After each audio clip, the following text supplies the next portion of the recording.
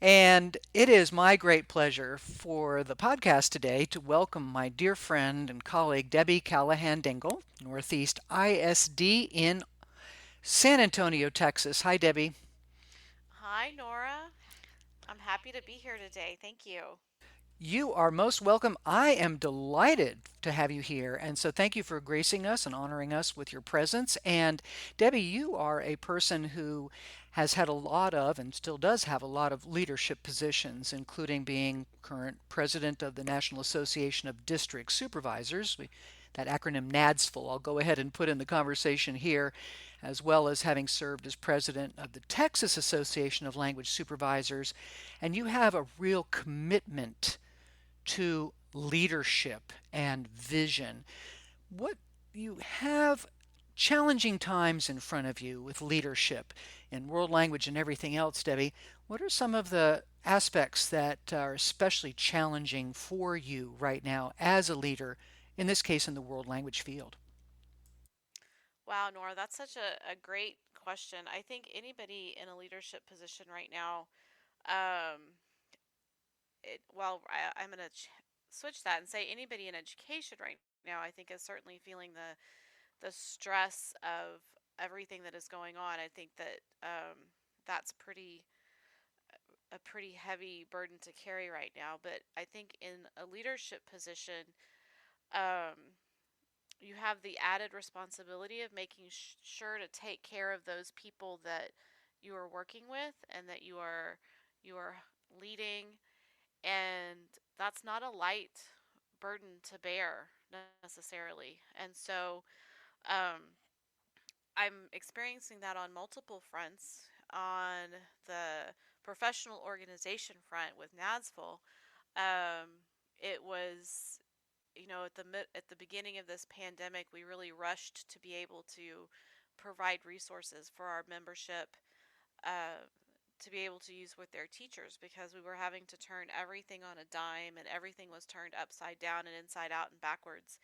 And so we were really working on that. But I think then on the day to day, the everyday job kind of side, working with my world language departments here in the district, um, it's been I've seen what I've had as a leader. I've had to morph what I'm doing depending on the situation, and we've gone through so many different situations in the last 7 months. We started with, as I said, everything being topsy turvy, and in that point, um, I really had to take on being in front of the group and leading the standard, and forging forward and giving them the path to follow, which is I'm very comfortable doing, but is not necessarily in my um, everyday approach to leadership. I like to be Hmm. more inclusive Mm-hmm. in my decision making and pull people in. Mm-hmm. And so that I started in that way, but then I have morphed a little bit to now going back to my style where I'm trying to lead from behind or with behind and push people forward, um, in these challenging times. But it's really about finding the balance between when do you need to be up front, when do you need to be in the middle, and then when can you be in the back pushing people forward.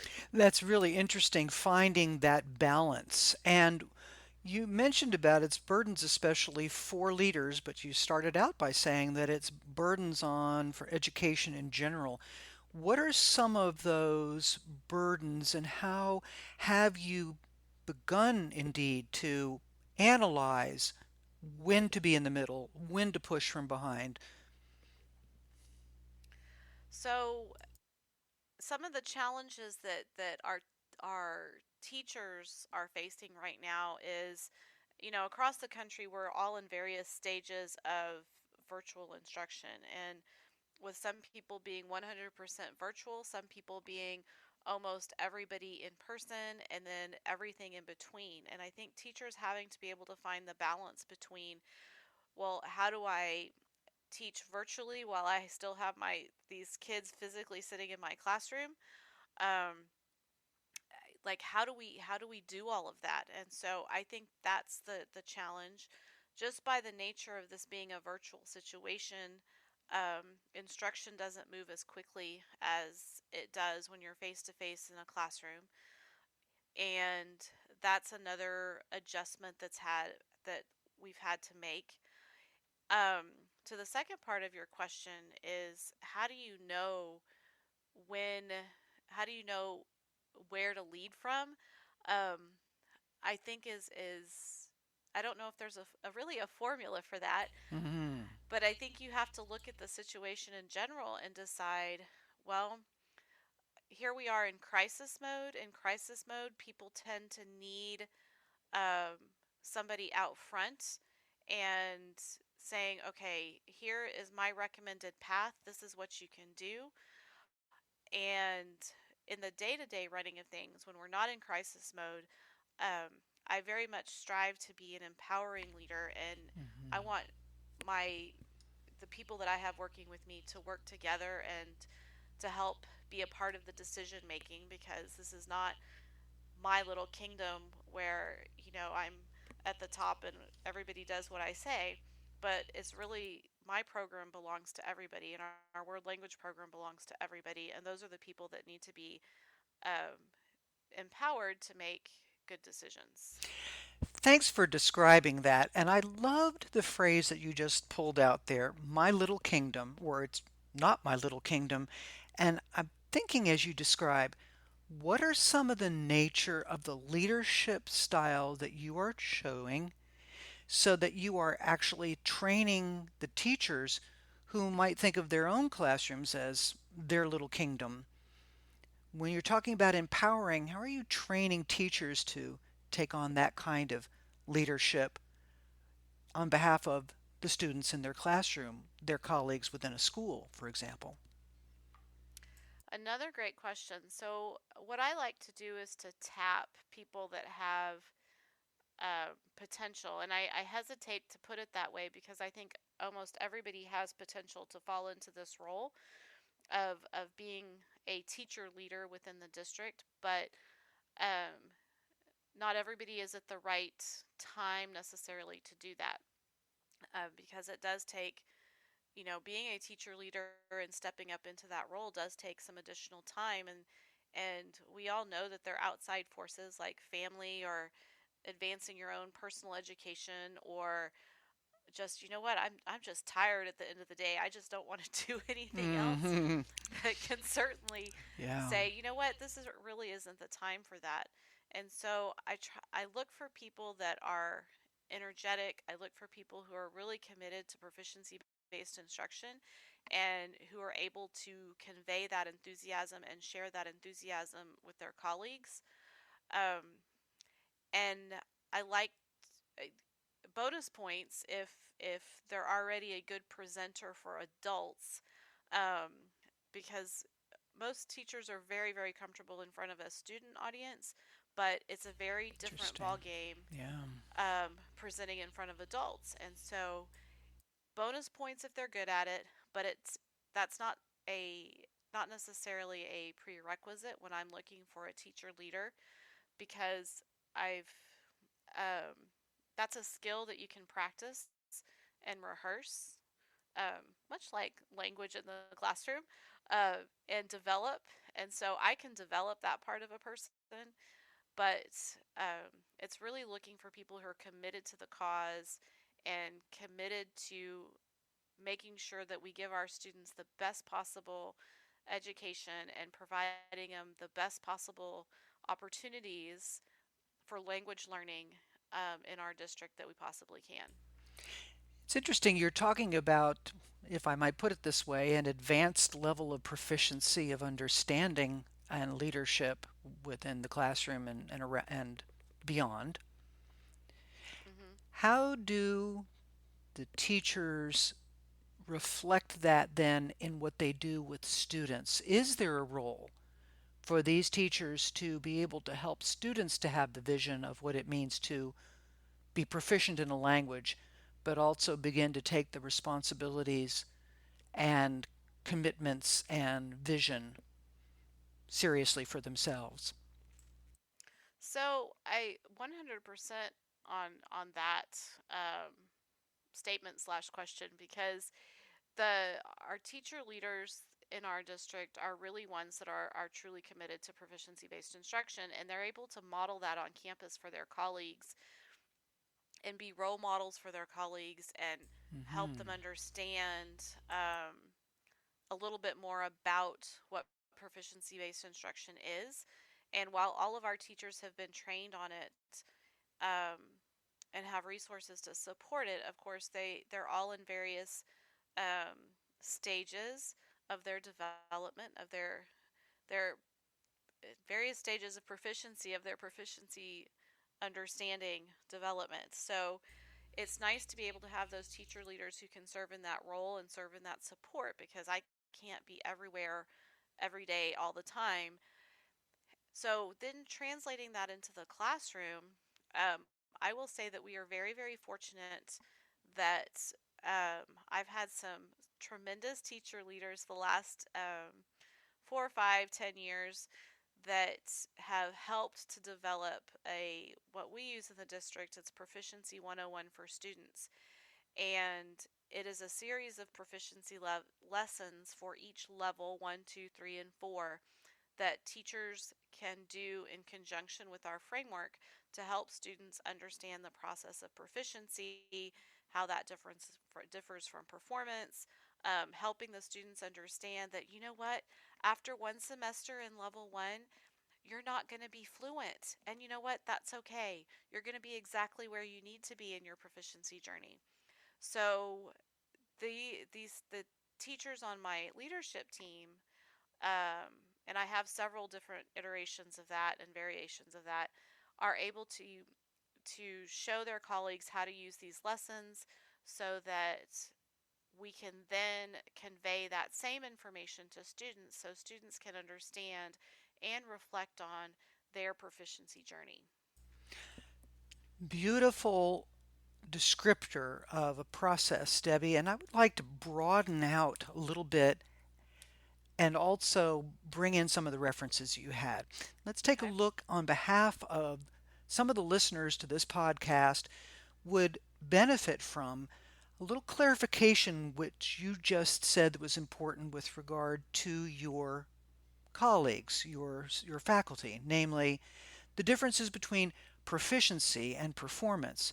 But more than just a definition, although we could look for that too, is what's the vision that you are working with as a leader? Where are you looking down the road in using that? Where are you working to bring other leaders in your district to having that vision and helping others to see it? What's happening when you talk about proficiency, performance, and the vision? So I really, in an ideal world, I would love for every teacher to fully understand proficiency and performance, and to be tied so closely to really focusing on students' proficiency that it was all tied up nice and neat with a bow. But real life isn't like that. Um, and we are governed by our state standards, and our state standards have proficiency goals at each level. And so that's ultimately, what we have to. That's what we're accountable to, and what we have to speak to. Um, and we just keep. I keep hammering home the message.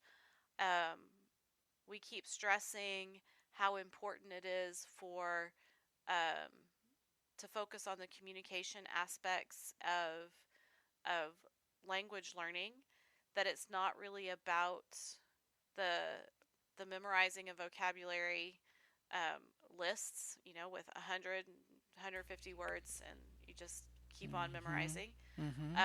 It's not about co- memorizing all these conjugation charts, although my concrete sequential brain loves conjugation charts. But, real life, I've never been to Paris and stopped on the street and been asked to conjugate a verb, which is what I always share with in professional development and with my teachers. So the trying to get people, it's a huge paradigm shift, to try to get people to understand that you can still communicate without having gone through that process of memorizing vocabulary lists, memorizing verb charts, um, and it's where it's in some instances there may be a time where they have their place. I don't want to completely, well, I'll just stop there. But what we really need to do is focus on the communication, and then we can put the okay, well, now you know that the third person singular is this form. Okay, and this is what it looks like if you were actually looking at the verb. I mean, that could be for later for those few students who really care. Um, Most of them don't. Most of them just want to get in and learn how to communicate, learn how to speak. Um, and that's our ultimate goal. And I'm going to tell a quick story because I would be remiss if I Hmm. didn't. That is my Please. daughter, who's almost 5, is watches a show and they use vamonos. And so she's been running around the house saying vamonos, vamonos. And we were at the grocery store and she's like vamonos, pretending that she was riding a horse and had horses behind her. Vamonos. She knows exactly what it means. She's using it correctly. Um, she doesn't care that it's been conjugated and it's a and like it's where it comes from and all of its iterations. That doesn't really matter, but she's using it, she's communicating, and she's using it correctly.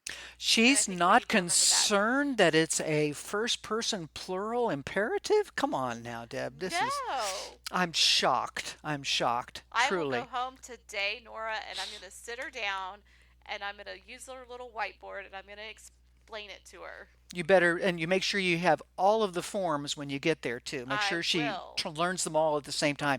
And the quiz next week, she's got to get a good. That's a great story, Debbie. Thank you so much for sharing that about your 5 year old. Indeed, that's really where some interesting language insights come. Let me ask you then here, you are the president of a national organization, the National District Supervisors. You interact all the time with the national organizations. What kinds of impact does your vision and these aspects of leadership have on the national work that you are doing? What's the vision nationally for our education system with regard to languages and cultures? Wow. Such a great question again.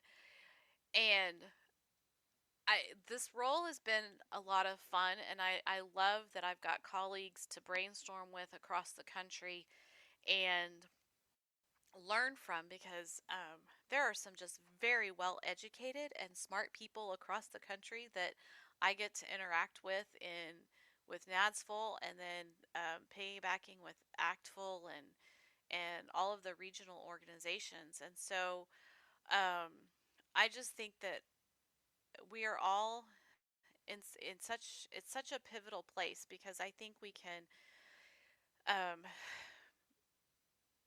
we're in a position to be able to help um, be advocates for language learning across the country. And while I think language instruction itself is critical and important, I also think the advocacy piece, and I don't necessarily mean advocacy in a official I'm going to the Capitol, going to advocate role. I don't necessarily mean it that way, but I think Hmm. representing world languages as a very necessary and very needed area of study is something that all of us in the world language arena can do and be an advocate at that level. I mean, we all know if you're involved with world language education, we all are very well aware of how little is thought of world language education in the United States. Um, and it's we also are very well aware that it's not so much the language, while the language piece is important, it's not so much the language piece itself that's important, but it's all those other lessons that come with learning another language, and you have the cultural aspects and being able to have a deeper appreciation and understanding of people that are from a different culture than you are, and all of the it's everything that goes with language learning, um, and that's a benefit to people. And I think that's what we need to be advocates for, is those lessons of understanding others and appreciating others, um, and then of course the language piece. Speak to the United States. Okay, let's do it, right? Vision. Everybody's paying attention to you right now. No pressure there, Debbie. No pressure. When you speak to the United States, you're like, it's important, it's critical to know this, understand this, experience this, be like this, be aware. What is there? What preach to them? Oh my goodness, no pressure there, Nora. Not a bit. So it is important to be able to, and like I said, it's not so much the language, although we certainly would all benefit from knowing a second language because that opens up so many other doors in terms of it could be in education, it could be in the workforce, but it could be it's the cultural pieces of that come, um, with knowing a second language and having experienced, um, another language, another culture, another way of life that really opens those doors and opens your eyes that, um, we all may be different in many ways, but really people are people no matter where you are. And there's a great sense of, um, I'm not even sure what the right word is, but there's a great sense of serenity, if you will, knowing that, um, just because you have a different cultural background, and I taught French, just because you grew up in a French speaking background doesn't mean that you're fundamentally any different from me. And the outside part might look different because that's the culture part, but the inside part is going to look just the same because we're all people. Powerfully said, Debbie. Thank you so much. Let's take a look at what's happening right now in the United States. Pandemic, remote learning, changes of the ways that things are happening. What kind of lesson, if any, do you see coming for the United States with regard to the impact of understanding language and culture, world language and culture, when the United States, as others, emerges from this pandemic to face the next stage of our future? Well, the first thing I would like to say to that is that as we emerge from this, I would love to see, and this is not world language specific, but I would love to see teachers be recognized and honored for what they, and rewarded. That's the key part. We don't need to just say, give a slap on the back and say thank you, but I would hope that people would recognize that, how the work that teachers have are doing and have done is so critical and so important, and that they would start reaping the benefits of that, um, financially, honestly, because, um, Hmm. teachers are they are working so very hard right now to make sure that there's that normalcy for their students in this very, um, not normal world that we're having. So that would be my first thing, and that's not world language specific, but, Hmm. it is Hmm. certainly education specific. Hmm. And then for world languages, um, I think the other piece of it, I think there's that there the demand might be higher. I think that people are going to be, um, hungry to get out of their houses once all of this is said and done. And Mhm. so maybe traveling and recognizing that being able to have language, even quote unquote, just to travel, is important and essential.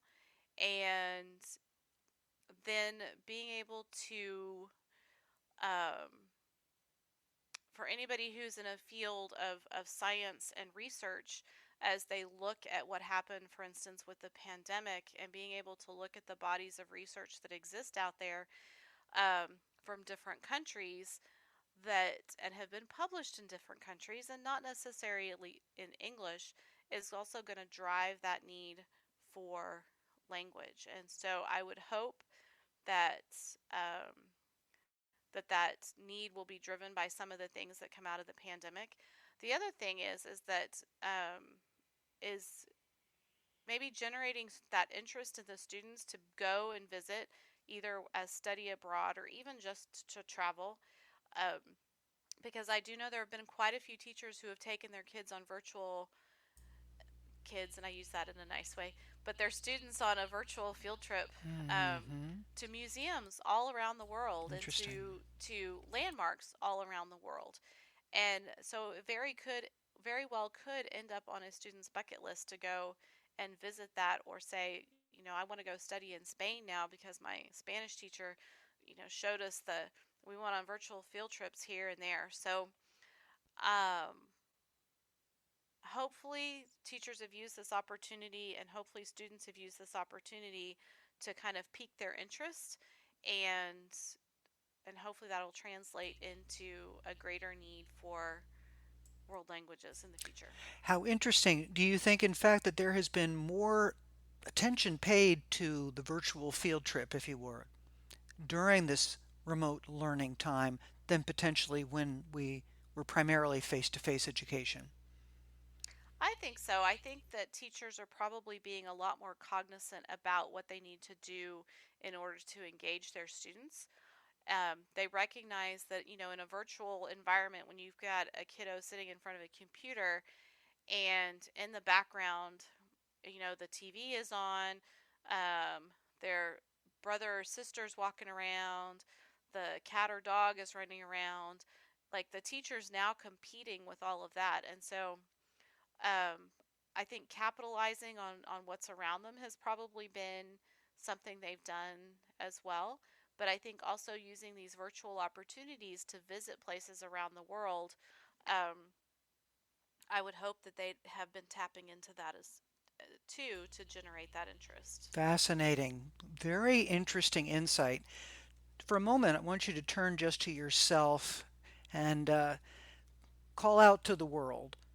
What do you, Debbie, need as a educational leader?